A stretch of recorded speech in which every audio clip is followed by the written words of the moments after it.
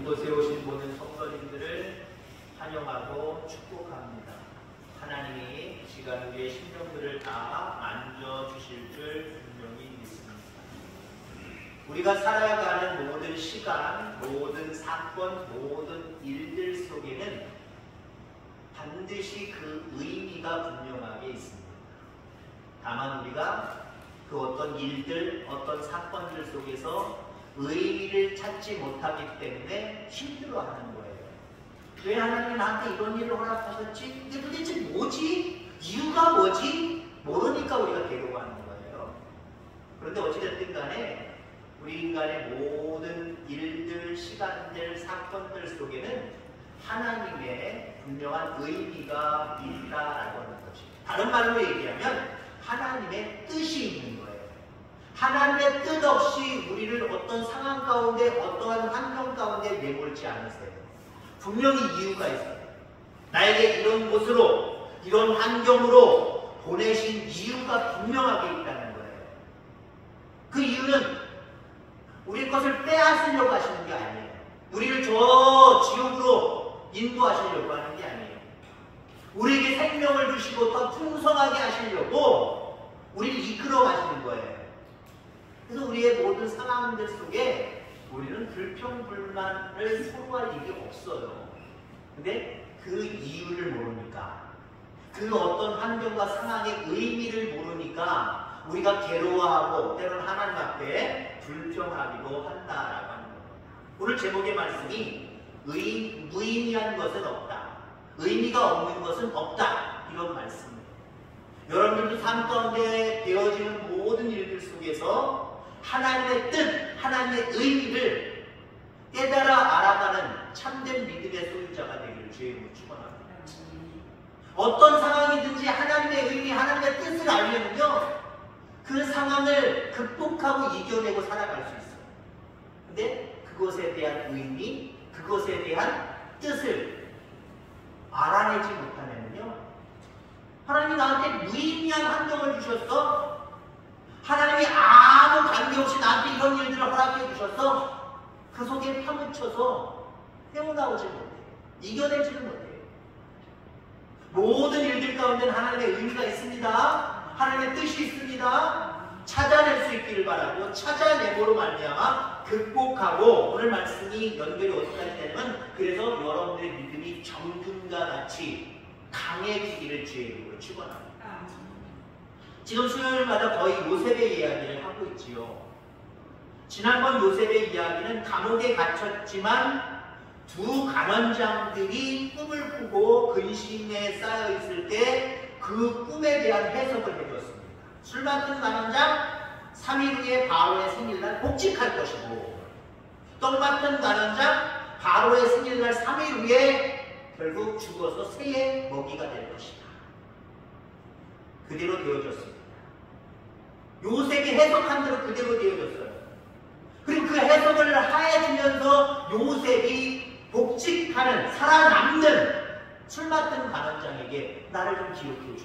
나 죄 없어. 억울해. 꼭 왕한테 얘기해줘서 나 여기 나가게 해줘. 그런 다음에 세월이 얼마나 흘렀다 그랬죠? 많이요. 아유, 제가 좋아하는 대답이에요. 우리 아이들한테 공부 열심히 해. 얼마나 열심히 할 거야? 많이 열심히 할게요. 듣기 좋을 것 같습니다. 참 애매모호하지만 확실한 답이에요. 많이 흘렀어요. 2년이 흘렀어요. 많이 흘렀죠? 2년이면 많이 해요. 왜? 더군다나 요셉은 감옥 속에 있잖아요. 어려운 환경, 열악한 환경, 포기할 수밖에 없는 환경, 무서운 환경, 이런 환경 속에 있잖아. 이런 환경 속에 있으면 평범하게 있는 환경 속에 있는 것보다 그 2년과 2년은 완전히 달라요. 아마 그 기간은 지루하고 또 천천히 흘러가는 괴로운 의미 없는 세월이었을 겁니다. 하나님 나한테 왜 이런 의미 없는, 나를 높이 세워주신다고 했는데 높이 세워주시려고 하면 다른 일들로 나를 이끌어 가셔야 되는데, 다른 데로 이끌어 가셔야 되는데 왜 의미 없이 나를 감옥에 가두셨지? 왜 2년 동안 이곳에 가게 만드셨지? 요셉은 이럴 수 있는 상황이었어요. 아마 우리도 그럴 겁니다. 세상을 살아가다 보면 나 하나님의 자녀예요. 나 믿는 데에 대해서 하나님 아시잖아요. 언제부터 내가 지금까지 믿었잖아요. 근데 나한테 왜 이런 환경을 주세요? 왜 이런 상황을 주세요? 의미가 없잖아요. 왜 의미 없는 일들을 나한테 주셨어요? 라고 하는 상황들이 우리 모두에게 분명하게 있을 수 있다라고 하는 겁니다. 여러분, 고난이 왜 고난인지 아십니까? 고난이 어려운 상황, 어려운 일들이잖아요. 왜 그 고난이 고난인지 아십니까? 간단합니다. 의미를 모르기 때문에 고난이에요. 똑같은 환경이지만 의미를 아는 사람은 그 상황이 고난이 아니에요. 오히려 기쁨일 수도 있어요. 근데 같은 상황이지만 의미를 모르고 그 속에 갇혀있는 사람은요, 하루하루가 괴로운 거예요. 하나님 앞에 주변 사람들에게 불평불만하면서 살아갈 수밖에 없는 거예요. 가령 여러분들, 여성분들, 남성분들도 마찬가지지만 특히 여성분들 10개월 동안 배에 뭐 가지고 있으셨어요? 여러분 자녀 갖고 있으셨잖아요. 여러분 자녀 숫자대로 배가 불러오셨잖아요. 10개월 동안 그 고통을 참으셨잖아요. 어떤 분들은 너무 입덧이 심해서 10개월이 마치 10년처럼 느껴지면서 고통 가운데 있었던 그런 산모들도 있었을 겁니다. 물론 어떤 산모들은 아무 입덧도 안 하고 그냥 쉽게 지나갔다 표현하지만 사실 10개월 동안 아이를 갖고 있는 게 쉬운 게 어디 있어요. 입덧이 심하면 심한 거고 입덧이 없으면 10개월 동안 아무렇지도 않고 쉽게 지나간 거니까 아니잖아요. 그죠? 모두 다 고생하는 거잖아요. 근데 그 고생하는 10개월 동안 왜 하나님 나한테 이런 형편 주셨어요? 원망스러워요. 나 포기하고 싶어요. 라고 하는 산모 보셨어요? 그런 남편 보셨어요? 없을 거예요. 그 10개월 동안의 고통, 아픔, 의미가 분명하게 있잖아요. 이걸 참아내면 나에게 주시는 하나님의 선물이 내 태 속에서 이제 나오리라. 나 닮은 아들이, 나 닮은 딸이 나오리라. 라고 하는 그 의미 있는 모습 때문에 10개월 동안 산모는 이 고난이 아닌 거예요. 고통이 아닌 거예요. 여러분 그렇습니다. 삶 속에서 그 삶을 나에게 허락하신 의미를 깨닫는 것, 알아가는 것, 그건 대단히 중요한 거예요. 하나님이 알려주십니다. 하나님께 기도하는 저와 여러분들 다 되기를 주의 이름으로 축원합니다. 고난의 시간은 우리에게 원하지 않는 상황들은 두 가지 차원에서 우리를 변화시키는 사건입니다. 어떤 의미로 우리를 변화시키느냐? 두 가지. 내적으로 우리를 변화시키는 하나님의 의미예요. 그리고 외적으로도 변화시키는 하나님의 의미입니다. 우선 우리 가운데 있는 고난이 내적으로 나를 변화시키는 시간이다라고 하는 부분들을 함께 나누고자 합니다. 자, 하나님께서는 이 2년 동안의 감옥 시간 동안 뿐만 아니라 애굽에 팔려오고 남의 집에 종살이하고 감옥에 갇힌 것까지 다 포함할 수도 있겠습니다만은 특별히 2년이라고 하는 이 감옥에서의 어떤 무의미한 이 시간 가운데 하나님은 요셉의 믿음을 정금과 같이 변화시키는 작업들을 하고 계셨던 거예요. 그래서 그 시간은 의미가 없는 시간이 아니라 대단히 의미 있는 시간이었다라고 하는 거죠. 사람은 여러분 언제 성숙해집니까? 우리가 흔히 딸한테 이런 얘기하지. 너도 너 같은 딸 낳아라. 너도 임신하고 고통스러워봐라. 한번 나처럼 열남매 한번 가져보고 낳아봐라. 우리가 성숙해지는 계기가 되는 상황들은요, 평안할 때가 아니에요. 고난의 시간을 지나올 때 하나씩 배워가는 거예요. 하나씩 조금씩 성숙해가는 거예요. 여러분, 고난은 오랜 기간 가운데 자기 속에서 믿음이 내면화되는 귀한 은혜의 시간임을 기억하기를 주의 이름으로 축원합니다. 오늘 요셉에 대한 이야기지만 욥에 대한 얘기도 종종 할 겁니다. 고난의 대명사, 요셉도 고난받은 자의 대명사라고 볼 수 있지만 특히 성경에서 고난받은 자의 대명사는 욥이다라고 이야기할 수 있습니다.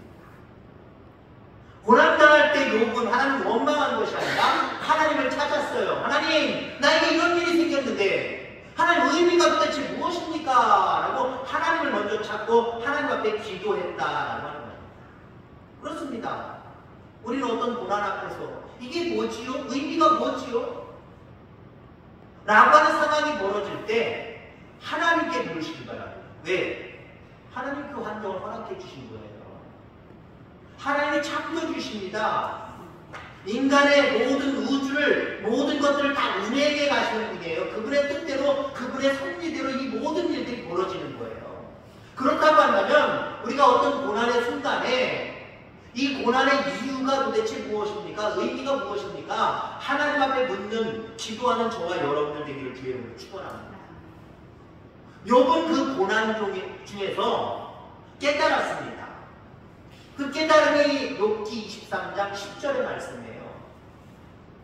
나의 가는 길을 오직 그가 아시나니 그가 나를 단련하신 후에는 내가 정금같이 나오리라. 아멘. 이 말씀에 욥이 고난을 통하여서 내적인 변화를 가져온 세 가지 깨달음이 있었다라고 이렇게 이야기할 수 있어요. 그렇습니다.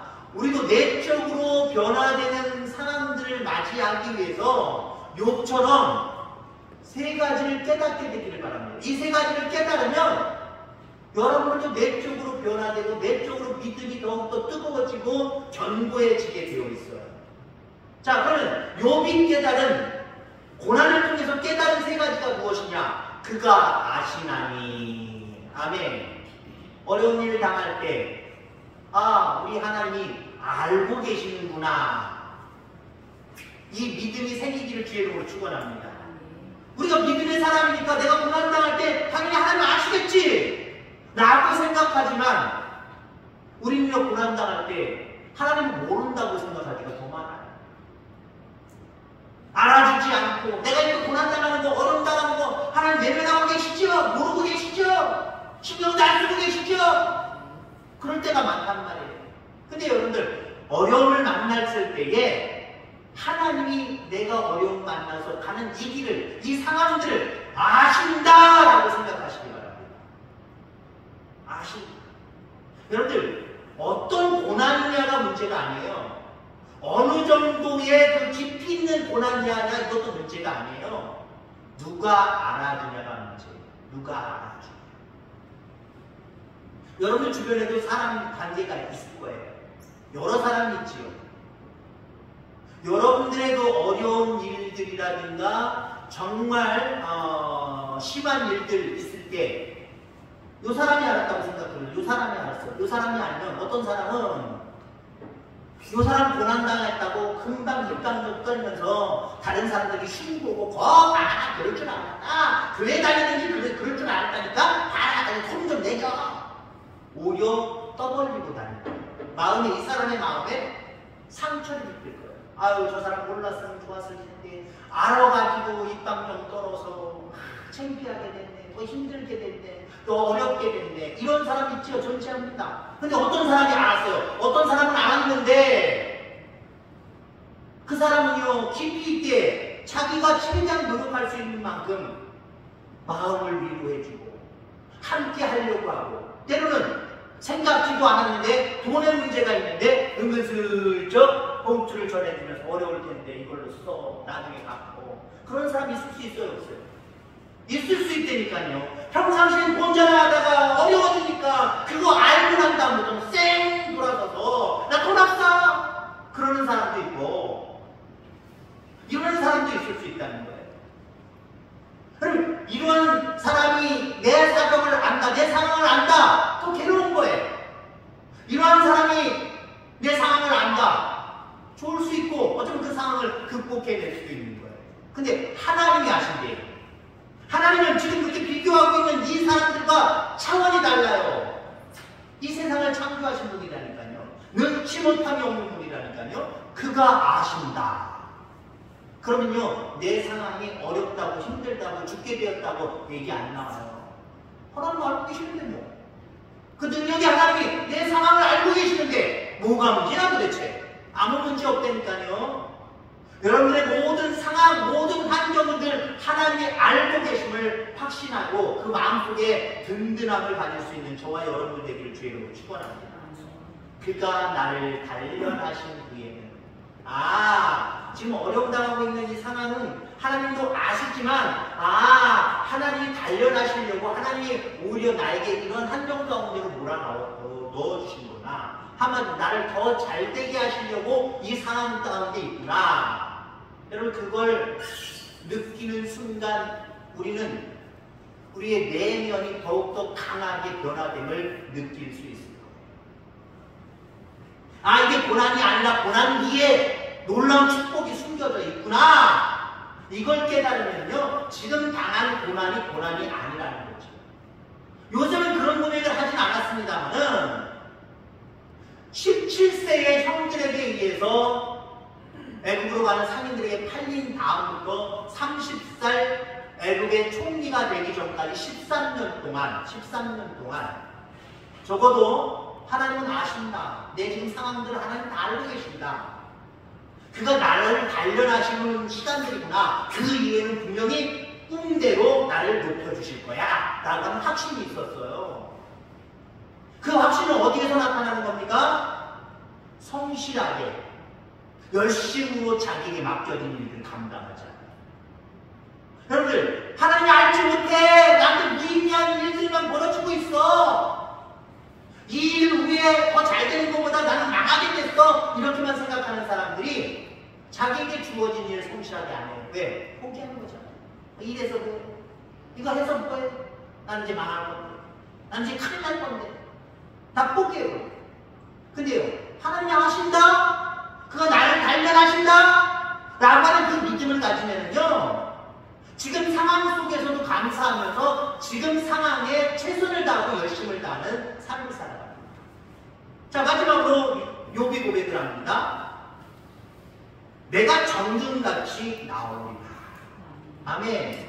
더 나아진다는 거예요. 더 든든해진다는 거예요.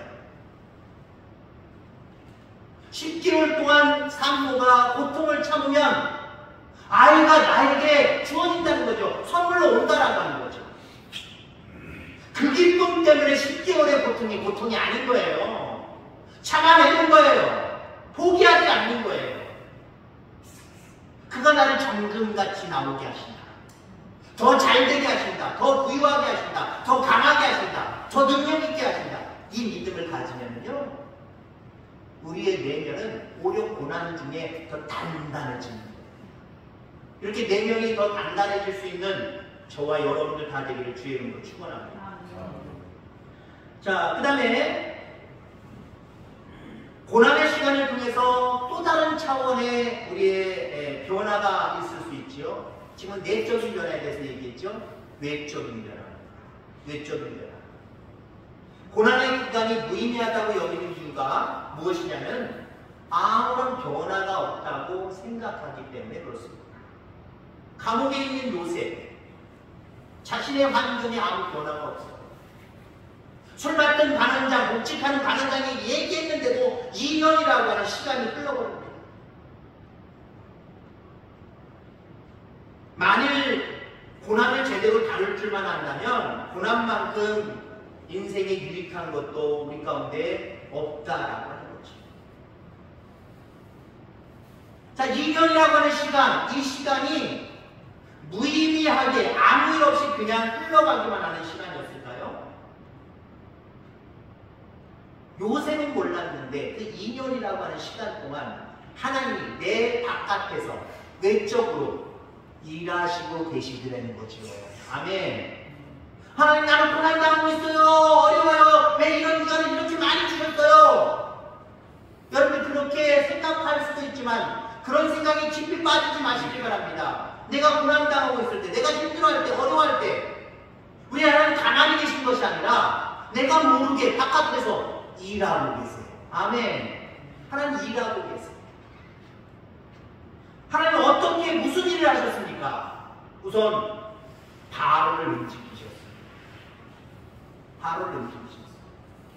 요셉은 감옥에 있었기 때문에 감옥에 없었어도 마찬가지지만 감옥에 있었기 때문에 감히 왕을 볼 일이 없잖아요. 더군다나 포로고 종이고 거기다가 죄인이고 이방 사람이고 그런 사람이 요셉이 왕 앞에 갈 일이 어디가 있겠습니까? 왕 앞에 갈 일이 없잖아요. 근데 하나님이 저 형들이 애국으로 탈 때부터 점점 요셉을 바로왕 앞으로 보내시잖아요. 이거 아무리 요셉이 똑똑해도 이 계획을 가지고 저 17살 때부터 계획한 대로 실행하는 거 이거 있을 수 없어요. 하나님이 일하신 거예요. 하나님이 일하신 거예요.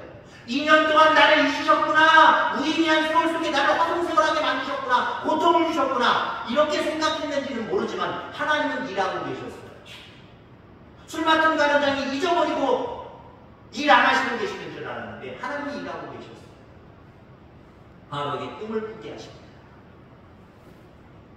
여러분들도 그런 경험이 있을 거예요. 꿈을 꾸긴 꾼 것 같은데 내가 무슨 꿈을 꿨지? 돼지도 나온 것 같고 소도 나온 것 같고 뭐가 나온 것 같긴 한데 내용이 전혀 기억이 안 나네? 그러면서도 우리가 흔히 에이 아무것도 아니야 하고 지나치는 꿈도 있지만 괜히 마음을 뒤숭숭하게 만드는 것 있잖아요. 바로의 꿈이 그랬어요. 아주 큰 의미 있는 꿈인 건 꿈인 것 같은데 일어나니까 싹 잊어버리는 거예요. 도대체 뭐지? 분명히 꿈을 꿨는데 꿈의 내용도 생각이 안 나는 거예요. 그러면서 잊어버리면 그만인데 잊어버릴 수가 없는 거예요. 아주 꺼림직하고 희한한 꿈이기 때문에 아주 그 생각은 나지 않지만 찜찜한 거예요. 마음의 번뇌가 일어나는 거예요. 그리고 고달파할 때 많은 사람들을 불러서 자기가 꾼 꿈을 알게 하고 알아맞히게 하고 그 꿈에 대한 해석을 들으려고 해도 그 누구도 해석하는 사람이 없어요. 이렇게 만드신 분은 누굴까요? 하나님. 바로에게 꿈을 꾸게 하시고 꿈이 생각나지도 않게 하시고 뒤숭숭해서 잠도 못 자고 하루하루를 보내는 것이 괴롭도록 하나님이 만드신 거예요. 그리고 그 주변에 똑똑한 사람들, 꿈을 해석할 줄 아는 사람들, 오늘날로 얘기하면 무당들 이런 사람들이 잔뜩 있어서 왕 앞에 불려 나갔지만 어느 누구도 왕이 꾼 꿈을 알아낼 수가 없어서 더군다나 꿈을 알아내지 못하니까 그 꿈이 어떤 의미가 있는지 조차도 얘기할 수가 없었어요. 그래서 더 괴로움만 가중됩니다. 그때 술 맡은 관원장이 왕이시오 이제 기억이 났나이다 용서하여 주옵소서. 사실은 제가 2년 전에 여차저차 2차저차 막차 그랬는데 그 요셉이 있었습니다. 그 요셉이 꿈을 잘 해석하고 그 꿈을 해석한 대로 내가 복직되어 지금 왕에게 이렇게 일을 하고 있는 겁니다. 얘기해 줍니다. 생각나게 하고 이야기하게 하는 것 누가 일하신 걸까요? 하나님이 일하신 거예요. 2년 동안 무의미한 시간이라고 생각했는데 하나님은 2년 동안 바로를 움직이셨고 술 맡은 관원장을 움직이셨어요. 이게 하나님의 일하시는 겁니다.